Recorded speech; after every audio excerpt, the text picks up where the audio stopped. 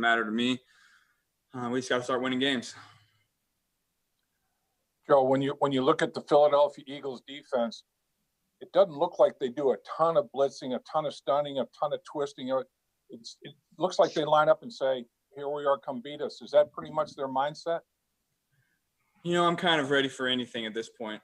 They've done a lot of blitzing in years past, and they haven't done a lot so far this year. So I'm just going to go in with an open mind, ready for anything. Joe, obviously the first couple of games, the one thing missing has been the big play. Is that something that just is going to take more game reps, or is it something you think you can get that timing down on some of those chunk plays and plays down the field in practice? That's something that is an emphasis for me this week, is getting that right. We've also played two styles of defenses that don't give up big plays and keep everything in front of you and make you check it down and work down the field. But we've also missed some opportunities to put the ball down the field. So we're going to get more opportunities. We're just going to have to connect on them. Joe, when you look at the first two games as a rookie, obviously you learn a lot. Going into game number 3, what do you feel like you've learned that's benefited you going into game 3 the most? Oh, I don't know. That's a tough question. You're focused on every week just studying the game plan and studying the defense. It's tough to reflect right now. I don't really want to reflect on past weeks yet. I'm focused on the moment and trying to win this game. Thank you. Joe, is connecting on that deep ball this week a main point of emphasis for you personally, or is there anything else that stands out that you want to do better against the Eagles? Yeah, that's the biggest emphasis for me. We haven't really connected on those yet. 2 weeks into the season, we're just going to have to get it right. On a number of plays on Thursday, you left the pocket to scramble. Just on a random play, what goes into your decision to scramble and leave the pocket?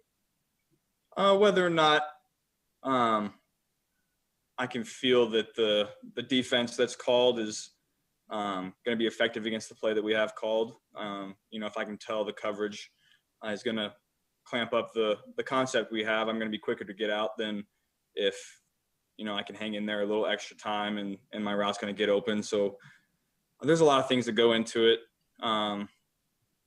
Those are the two main ones. You've developed a pretty good rapport with Tyler Boyd quickly. Why, and what do you like about him?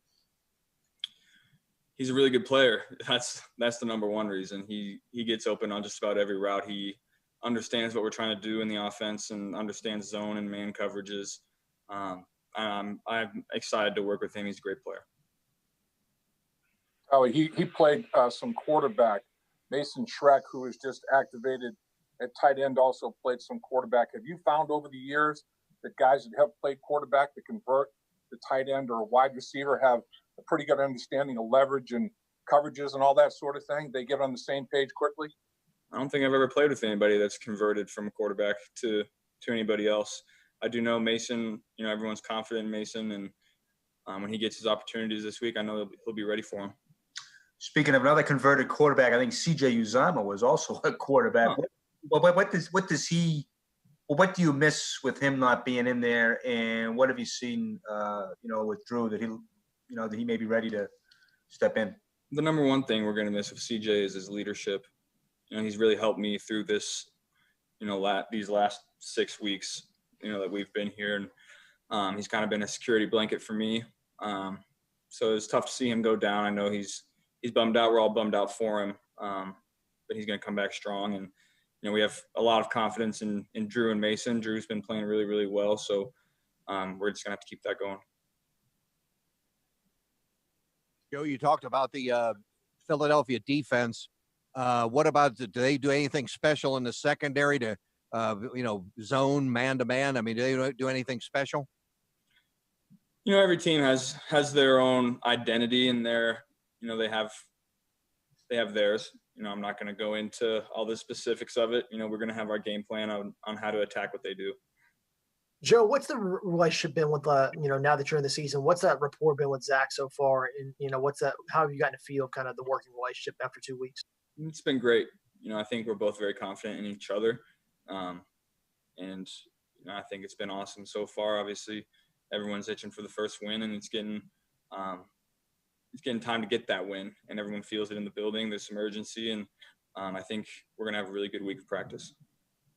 Joe, a lot of guys were effusive in their praise of you before the season started. Now that the season started, obviously not the start that you would want, but they're still maintaining their confidence. And you talk about how that feels to you to know they're still behind you. From inside the building? Yes. Yeah. I mean, we're all confident in each other. We know what we're capable of. We still have 14 games left, so we're not panicking by any means. But we do know we have to play better to get wins. You personally, are you seeing the field the way you want to see it? I mean, are you satisfied with, trusting your eyes, seeing what you feel like you're seeing? Yeah. I think I took a big step personally in the last game. Felt super comfortable back there. I think we played well as an offense, not well enough to win. But I think we took some steps on, I guess it was Thursday. All these days run together, but we took some steps on Thursday towards the right direction.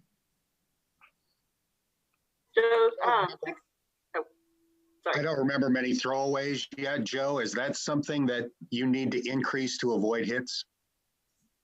I'm gonna try to extend plays and make plays down the field.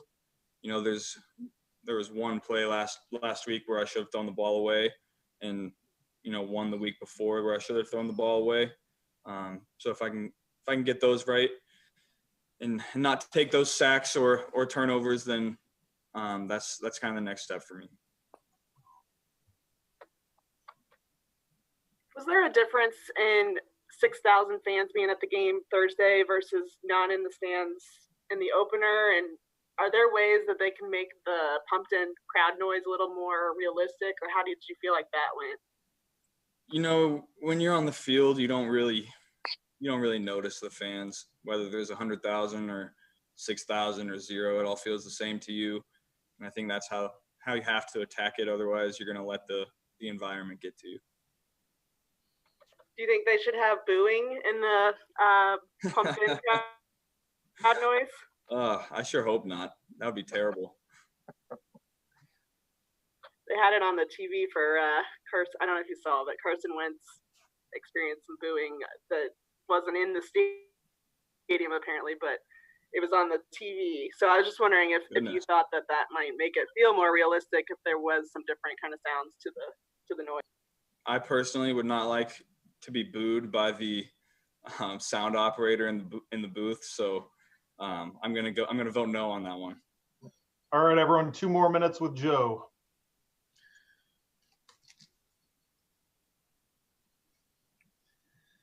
Does anyone have any more questions? All right, Joe. Thanks, guys. For your time. Appreciate it. Thanks, Joe.